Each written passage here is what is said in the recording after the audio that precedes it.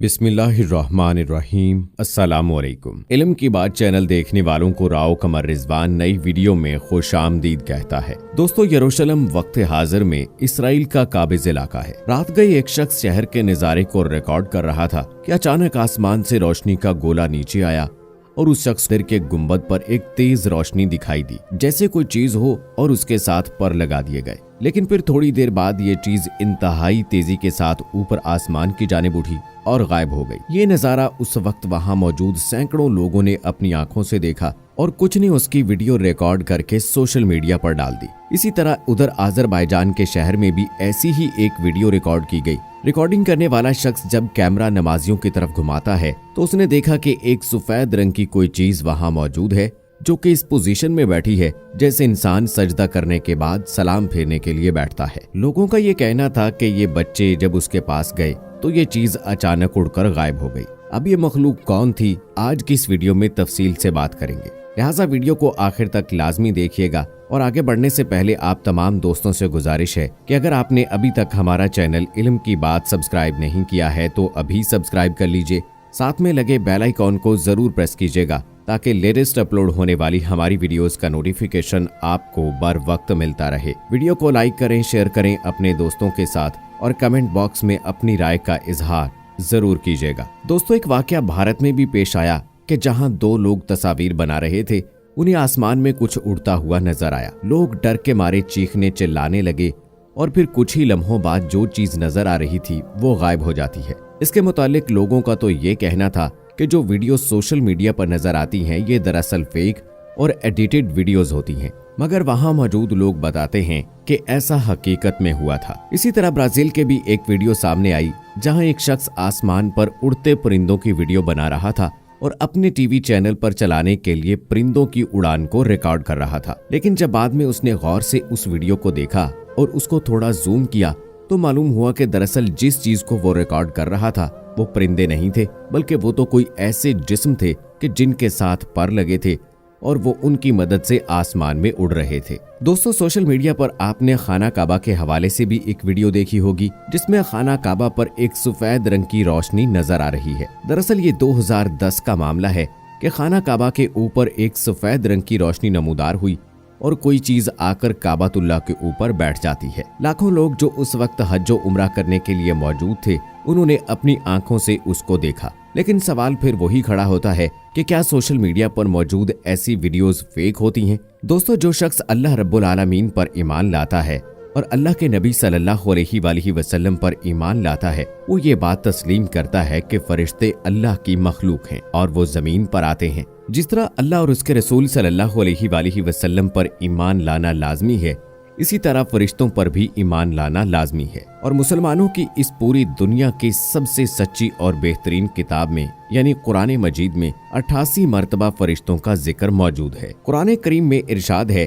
कि ये लोग कहते हैं कि रहमान फरिश्तों की शक्ल में औलाद रखता है, बल्कि फरिश्ते तो अल्लाह की मखलूक हैं। जिन्हें इज्जत बख्शी गई वो इससे आगे बढ़कर कोई बात नहीं करते और उसी के हुक्म पर अमल करते हैं। चुनाचे दोस्तों, ये बात तो वाज़ेह हो गई कि फरिश्ते आसमान से जमीन पर उतरते हैं, लेकिन अल्लाह रब्बुल आलमीन के हुक्म से और अल्लाह के हुक्म की तामील करते हुए वो इससे 1 इंच भी आगे नहीं बढ़ते हैं। एक और वाकया ये है कि एक बुजुर्ग बताते हैं कि जब वो कब्रिस्तान से गुजरे तो उन्हें कुरान पाक की तिलावत सुनाई दी। उन्होंने इर्द गिर्द नजर दौड़ाई लेकिन कोई दिखाई ना दिया, लेकिन आवाज मुसलसल आ रही थी। अल्लाह रब्बुल आलमीन ने बुजुर्ग पर मुनकशिफ किया तो उसने देखा कि पास ही एक कब्र में एक मुर्दा कुरान की तिलावत कर रहा है। उस बुजुर्ग ने कब्र के करीब जाकर उसको सलाम किया तो मुर्दे ने सर उठाकर वालेकुम सलाम कहा। अल्लाह वाले बुजुर्ग ने पूछा कि हमने सुना है कि मरने के बाद कोई अमल नहीं होता, 2 ही बातें होती हैं, या तो सजा होती है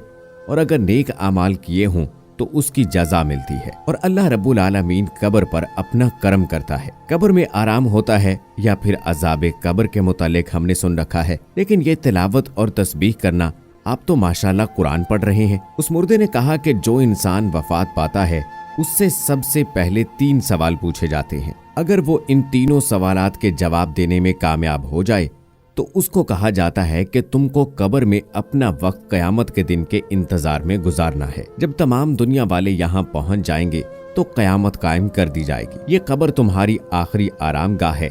यहाँ पर कब्र में अगर तुम्हारे पास कोई मसरूफियत नहीं होगी तो तुम यहाँ उकता जाओगे। इसलिए तुम्हारे पसंदीदा काम जो दुनिया में तुमको अच्छे लगते थे वो तुम बता दो, तुमको यहाँ उनकी इजाजत मिल जाएगी। अब मैं तो दुनिया में कुरान को महबूब रखता था, लिहाजा मैंने कहा कि मुझे कुरान पढ़ने की इजाजत मिल जाए तो मेरे लिए बहुत कुछ है। इसलिए मुझे यहाँ कुरान करीम पढ़ने की इजाजत मिली। मैंने कब्र में 70,000 कुरान करीम खत्म किए हैं। मैं आपको 70,000 कुरान देता हूँ, आप बस ऊपर से एक सुभान अल्लाह कहकर मुझे इसका सवाब दे दीजिए। अल्लाह वाले बुजुर्ग ने सोचा कि ये तो बेहद सस्ता सौदा है कि एक सुभान अल्लाह के बदले 70,000 कुरान पाक का सवाब मिलेगा। तो उन्होंने मुर्दे से कहा कि आप ऐसा क्यों कर रहे हैं? उस मुर्दे ने कहा कि तुम जहाँ से बातें कर रहे हो वो दुनिया है, यहाँ सुभान अल्लाह कहने का बड़ा सवाब है और मैं जहाँ हूँ इसको आखिरत कहते हैं। यहाँ 70,000 कुरान पाक का एक सुभान अल्लाह के बराबर सवाब है। तो दोस्तों अब सवाल तो ये पैदा होता है कि हम अपनी जिंदगी में और रोजमर्रा के कामों में इतने मसरूफ हो चुके हैं कि हमारे पास एक बार सिद्के दिल से सुभान अल्लाह कहने का भी वक्त नहीं बचा और फिर रोजे हशर इंसान एक एक नेकी को तरस रहा होगा। बेशक दोस्तों अल्लाह ताला ने कुरान पाक हजरत मोहम्मद सल्लल्लाहु अलैहि वसल्लम और दीगर अनबिया के जरिए से हम तक ये पैगाम पहुंचा दिया है कि हमें इस दुनिया में पैदा करने का असल मकसद क्या है, हमें अल्लाह ताला ने क्यों बनाया है। अब ये हम पे है कि हम अल्लाह ताला के उस पैगाम पर किस तरह से अमल करते हैं, किस तरह से नबी करीम सल्लल्लाहु अलैहि वसल्लम की तालीमात पर अमल करते हुए हम अपनी जिंदगी को गुजारते हैं। और अगर अपने गिरेबान में झांक कर देखें तो हमें वाज़ेह तौर पर नजर आता है कि हम अपने तमाम असल मकासद को भूलकर दुनियावी कामों में मसरूफ हो गए हैं। दुनियावी दौलत के हसूल के लिए, आसाइशात को हासिल करने के लिए अपने असल और हकीकी मकसद और मकाम को भुलाकर दुनिया के पीछे भागना हमने शुरू कर दिया है। यही वजह है कि आज हम जवाल पजीर हैं। दीन से दूरी ही मुसलमानों के जवाल की असल वजह है। हमें अगर इस दुनिया में भी कामयाब होना है तो अल्लाह ताला और रसूल करीम सल्लल्लाहु अलैहि वसल्लम के बताए हुए तरीकों पर अमल करके जिंदगी को गुजारना है। बस यही एक तरीका है जो हमें इस दुनिया में भी कामयाबी दिला सकता है और हमारी आखिरत को भी संवार सकता है। तो आइए दोस्तों आज से अहद करते हैं कि हमसे जो खताएं, जो लग़्ज़िशें जाने अनजाने में हुई हैं, हम सिद्के दिल से अल्लाह ताला से उनकी माफ़ी तलब करते हैं और आइंदा से अपने आप को दीन इस्लाम के तौर तरीकों पर चलाने की भरपूर कोशिश करेंगे। और अल्लाह ताला से इसमें हम दुआ भी करते हैं कि अल्लाह ताला हमें सिराते मुस्तकीम पर चलने की तौफीक अता फरमाए। आमीन सुम्मा आमीन। दोस्तों सुबहान अल्लाह व बिहम्दिही सुबहान अल्लाहिल अज़ीम का विर्द तो इंसान को हर वक्त अपनी जुबान पर जारी रखना चाहिए। अल्लाह के मीज़ान में इसका बड़ा वजन है और एक मुर्दा अपने 70,000 कुरान करीम का सवाब सिर्फ एक सुबहान अल्लाह के बदले देने के लिए तैयार है। तो सोचिए कि हम किस गफलत में पड़े हैं। उम्मीद करते हैं दोस्तों कि हमारी आज की वीडियो आपको पसंद आई होगी। मजीद ऐसी वीडियोस देखने के लिए हमारे चैनल को सब्सक्राइब कर लीजिए। मिलते हैं अगली वीडियो में, तब तक के लिए अल्लाह हाफिज।